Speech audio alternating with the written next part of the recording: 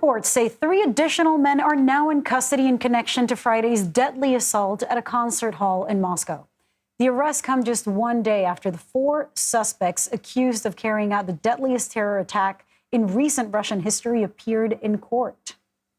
Yeah, the Islamic State of Iraq and Syria, or ISIS, and an affiliate known as ISIS-K, has claimed responsibility for the attack, an attack that killed nearly 140 people and wounded more than 100 others. The 4 men appeared in court with injuries that you could see with your own eye. And Russian media reports that the suspects were tortured during their interrogations. That's not investigatory, they're just saying it.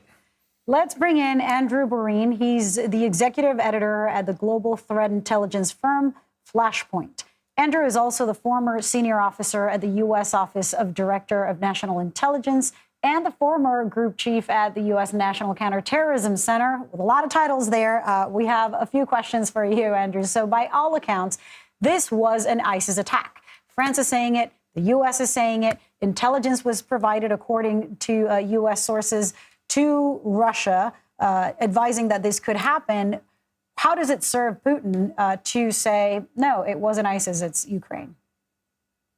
Well, I mean, I think that is kind of the top of the headlines right now, is that Vladimir Putin and a number of other senior Russian leaders are potentially trying to use this to help bolster morale and support for their war against Ukraine. And certainly that's observable.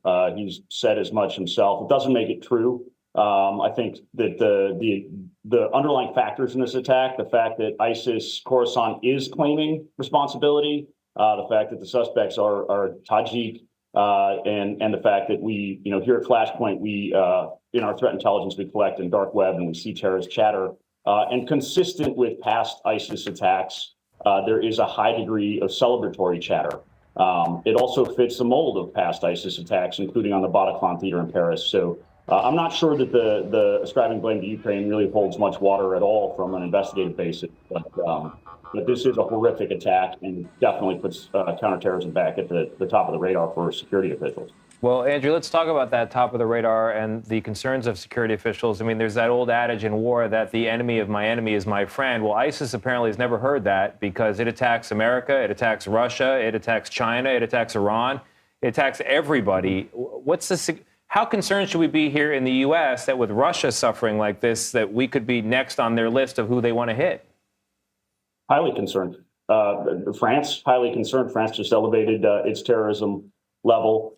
There's really no question, and I'm going to quote General Mattis, right, that the enemy gets a vote, and we always need to remember that as much as whatever we think we want to make our priority for the day is, when we deal with these threat actors like ISIS or Al Qaeda, or obviously Hamas after October 7th, and the attacks on Israel, the entire world and stability of regions can be disrupted by these terrorist groups who are just looking for a soft target. So the short answer is yes, everyone should be highly concerned that terrorism has not gone away. And certainly ISIS has for many years ascribed a great deal of hostility to the Russian state, which they perceive has oppressed Muslims in Central Asia, Tajikistan, the campaign in Chechnya, et cetera. So in the eyes of ISIS, in the eyes of these really radical extremist terror groups, Russia, the United States, NATO, we are all in the same group of targeted individuals. And that's why America warns anyone when they see a likely killing, kidnapping, or strike by a terrorist group on innocent people. Andrew Borene, thank you.